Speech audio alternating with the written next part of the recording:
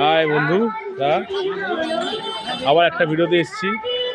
এটা এসেছি আমাদের বিশ্বকবি রবীন্দ্রনাথ ঠাকুরের বাংলো নিয়ে, সুন্দরবনে যেটি অবস্থিত। আমরা দেখানোর চেষ্টা।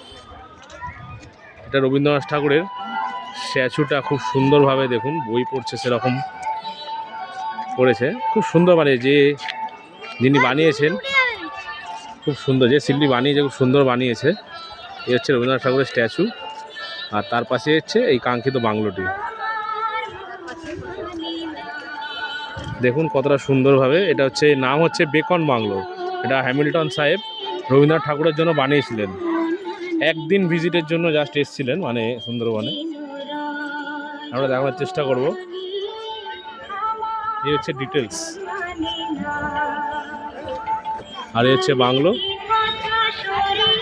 আর এটা খুব সুন্দর একটা পার্কের মতন, একটা গৌতম বুদ্ধের মূর্তি দেখতে পাচ্ছি, ভগবান। দেখা যাচ্ছে, দেখো খুব সুন্দর জায়গাটা, আর পার্কের মতো। দাঁড়া এদিকে বাবু। বাহ, দারুণ জায়গা। আমার তো খুব সুন্দরই লাগলো বাংলোটা। আর কে কেমন লাগলো কমেন্টস করে জানাবে।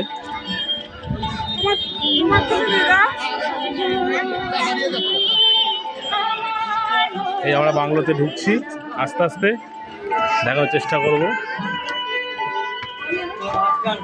বাহ, এই হচ্ছে মেন থাকার জায়গা রবীন্দ্রনাথ ঠাকুরের। এই ভিতর দিকটা কিছু নেই আপাতত। এই ঠাকুরের একটা ফটো বসানো আছে রবীন্দ্রনাথ ঠাকুরের।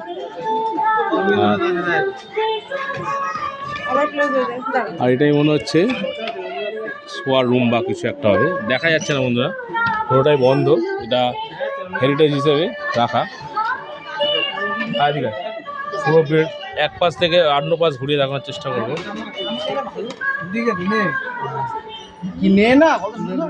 দেখো খুব সুন্দর বাংলোটা। আমরা এক পাশ থেকে আর এক পাশ ঘুরছি।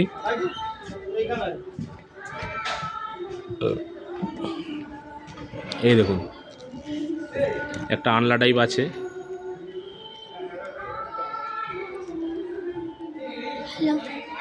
দুটো রুম বাংলোটা, খুব সুন্দর লাগছে। এখানে দেখানোর চেষ্টা করবো ভিতরে। আপাতত কিছু দেখা যাচ্ছে না, ওই রুমটা দেখা যাচ্ছে না। ফটো তুলছে। আর একটা এটা মনে হয় ওয়াশরুম টাইপ। ওটা রবীন্দ্রনাথ ঠাকুরের ওয়াশরুম ছিল, বাংলার ওয়াশরুম।